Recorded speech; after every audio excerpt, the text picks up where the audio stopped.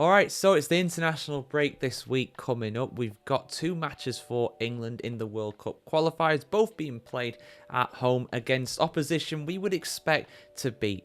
Let's be honest here, guys. Albania and Latvia are not exactly world-class opposition, so England very much should go into this without that much pressure on them. But of course, there is always pressure when you represent the Three Lions at the end of the day. Now, these are, of course, the first matches for our new manager, Thomas Tuchel, to take charge in, and the selection is very much a surprising one for sure. A few shock names in there for sure. I've already reacted to all that, but I wanted to have a look at how I think England could actually line up in these 2 games.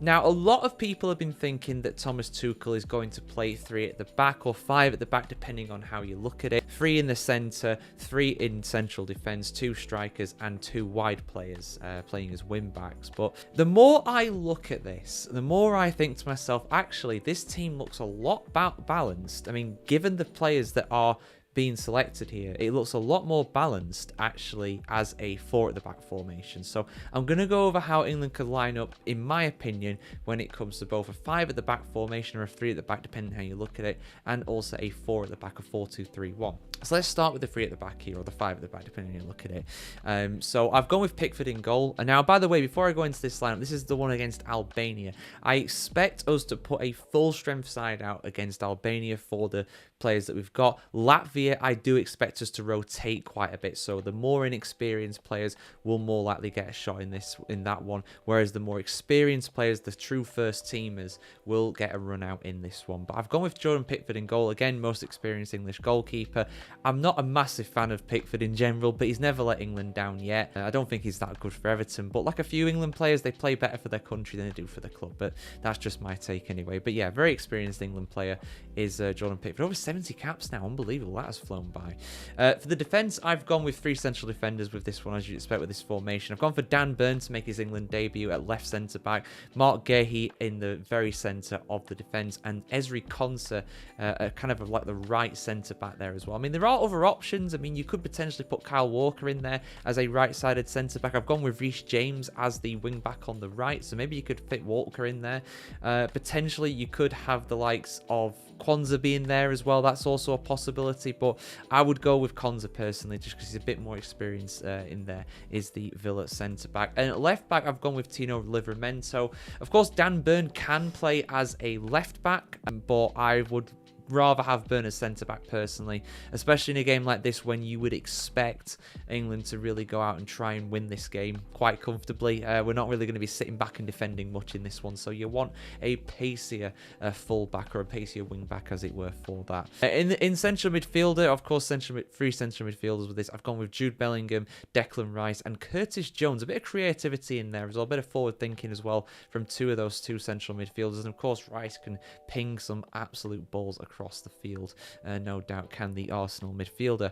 And up top, of course, Captain Kane and Dominic Solanke. I've gone with him. I mean, there's a few different players that could start. I mean, you might see Marcus Rashford make a surprise start. Jared Bowen, of course, as well. You know, they've got potential starting. I'm going to go with Solanke. I feel like those two would be a good pairing. Are the current Spurs number 9, and of course the well, I don't know if he's actually number 9, but the striker anyway for Spurs, and of course the former top goal scorer for Tottenham, top goal scorer for England in the form of Harry Kane as well. I mean, that is not a bad lineup in my opinion. That should beat Albania comfortably. But if I'm being totally honest, when I've gone through these lineups, I do think that the 4 at the back looks better. The 4-2-3-1 is a better look overall, I would say. So Pickford still in goal, that doesn't change. My 2 centre backs are Dan Burn and Mark Gahey.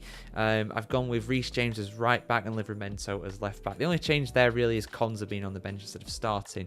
In central midfield, Rice and Jones, we've got Jude Bellingham playing in the number 10 position in front of those 2. Anthony Gordon gets a start. I mean, we get more wide players in this. I feel that's good. We get Anthony Gordon on the left and we get Morgan Rogers on the right. Eze could, of course, start on the left. He's a fantastic player. Phil Foden, tempted, but I think I'd rather see him in against Latvia, you know, get a bit of confidence back as an England player. Jared Bowen, of course, could make an impact as well from there, but I've not gone with him for this. And up top, I've kept with Kane and put Solanke on the bench. Overall, I would say that looks a much better lineup personally, but we'll see what happens, you know. It's going to be interesting for sure. I just don't want to see Jordan Henderson playing. That's all I want. That is all I want. If he stays off the field, I'm happy. Morgan Gibbs-White's another player as well who could make an impact. He's been a late call-up. Cole Palmer has pulled out. I think he's injured potentially for this game coming up. So yeah, we'll see what happens, guys. I'm really looking forward to it. The new era for the England national football team. But who do you think is going to line up? What is your predicted lineup for the game on Friday against Albania? Will England go over full strength side, or will we experiment a little bit more with a new system? Let us know your thoughts in the comments below. And for much more football content on the world of the beautiful game, do keep it tuned here to thefootballchronicle.com. Like, share, and subscribe as always, guys. Have a great week ahead. Have a fantastic weekend, and hopefully we get 2 wins for England in the bank to start World Cup qualifying on a high.